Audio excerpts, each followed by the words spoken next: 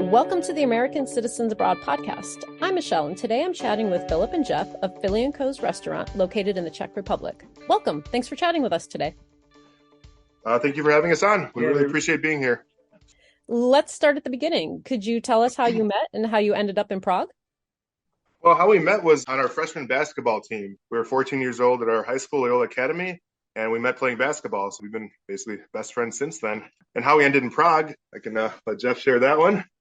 We ended up in Prague because Phil came out here earlier to study abroad. Yeah, I studied in Graz, Austria, my junior year of college. And then coming back to Chicago when I graduated from university, I felt like I was kind of bit with the travel bug and really wanted to try to make it back out to Europe. So I was kind of looking for ideas and ways to make it out here after I finished up school. So I saw that teaching English was a really popular option and had visited Prague previously while I was studying abroad. So I knew I loved the city and I was very comfortable there. So kind of just checked all the boxes off of a place I'd want to be in. Before I came, I invited a lot of my friends to try to do the same thing for people who express interest to try to come teach abroad and move abroad.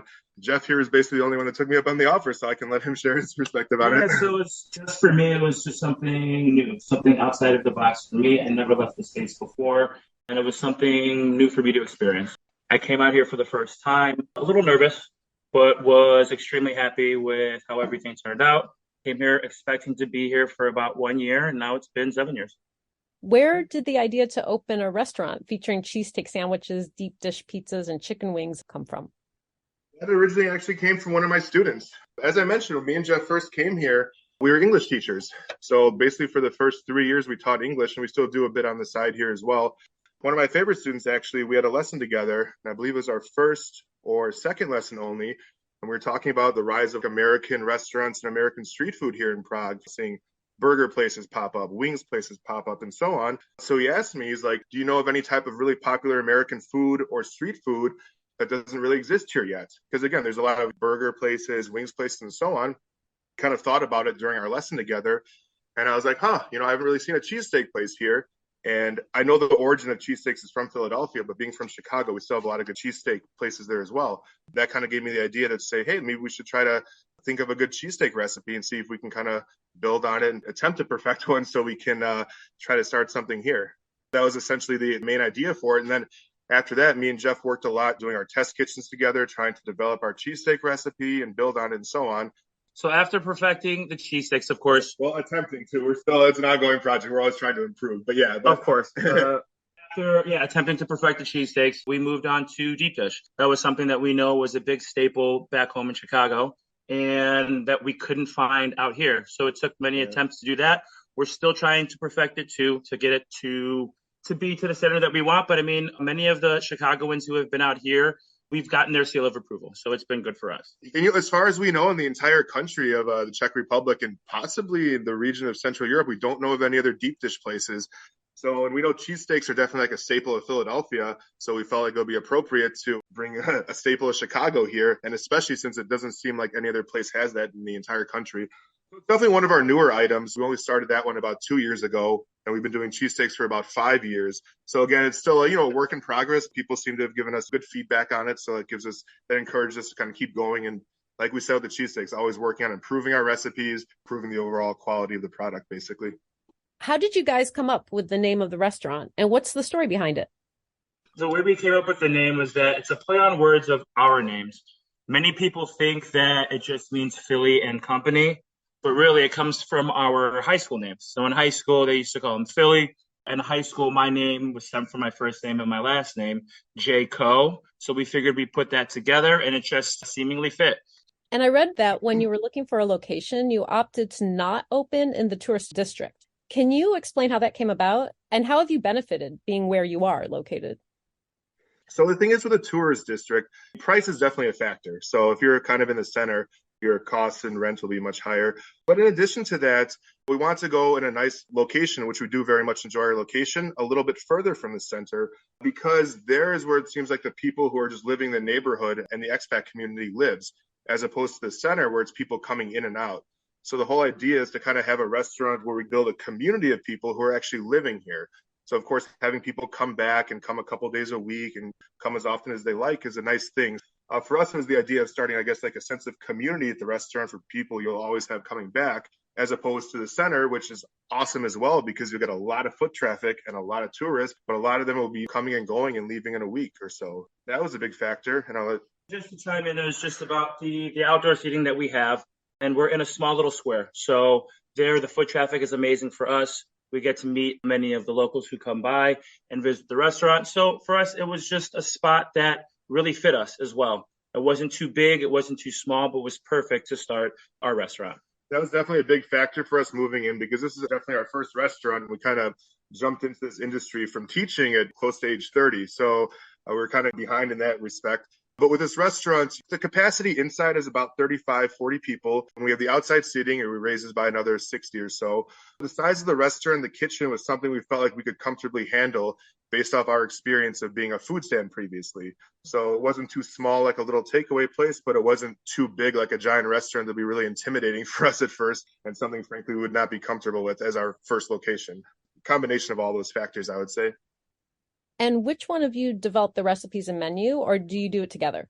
So we actually did it together during the COVID period when we were not able to have our stands. It was great that we were lucky enough to perfect multiple sandwiches.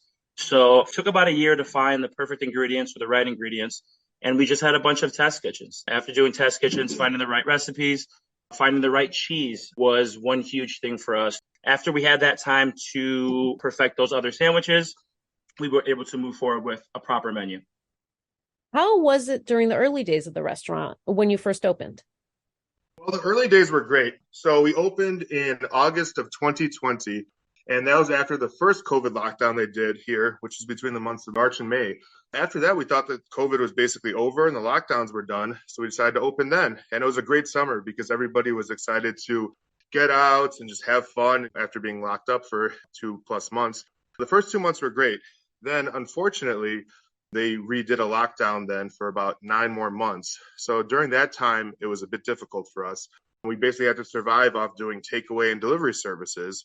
Essentially, it would just be Jeff or myself just cooking there by ourselves at the restaurant for these takeaway or delivery services, just kind of survive. It was a bit of a dark time, but fortunately, we were able to make it through it because we kind of built this whole operation ourselves. So we didn't need to rely on anybody else to cook for us or serve for us or make anything for us and make it through, hope for better times and survive until now. So we're grateful for that.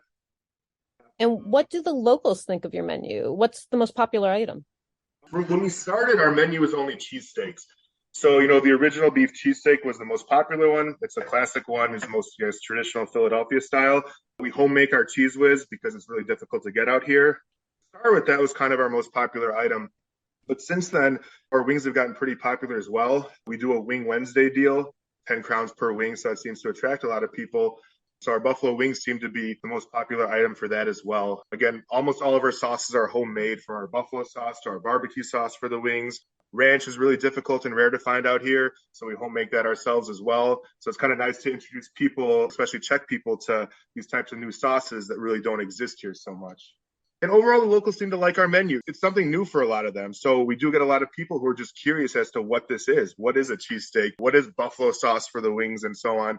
People seem to, really like it and give us positive feedback. It's not for everybody. We get the occasional people who think it's weird or strange or something. And I don't think any food item could be for everybody. Overall, the feedback's been very positive. It's encouraged us to continue. You spoke about the cheese whiz and making some things homemade, like the ranch dressing. Do you have difficulty sourcing ingredients to fulfill the menu? And is there a secret to bringing an authentic taste of Chicago to Prague? For us, what we're trying to do right now is that we're using real cheese. It's very difficult to be able to bring things from the States with the price or how expensive it is. We were able to find ingredients that we were able to use to give that flavor, to give that taste of the authentic flavor back home. When we first started, it was a big difference in the bread culture here.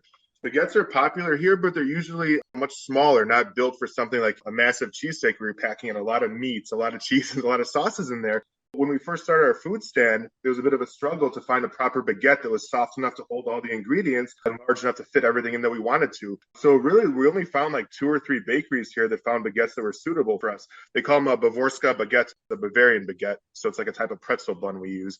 So that was one of the biggest challenges for starting. It took a lot of research and, taste testing, a lot of time, research, and taste testing to find a baguette that could hold everything. But we're very happy with our bread now. But starting up, that was definitely one of the most difficult challenges for us. And we definitely have evolved over time with the bread. We started off with something a little bit smaller. It's grown, it's gotten stronger. Each year we've tried to perfect it to make it a stronger sandwich.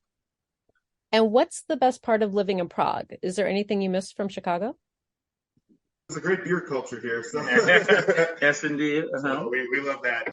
No, but with Prague, there's a lot of beautiful things about the city. I think it's one of the most beautiful cities I've ever been to. Of course, the food and beer culture is really nice. There's a great expat community here as well. We've been lucky enough to meet people from many different countries and establish good friendships and relationships with them.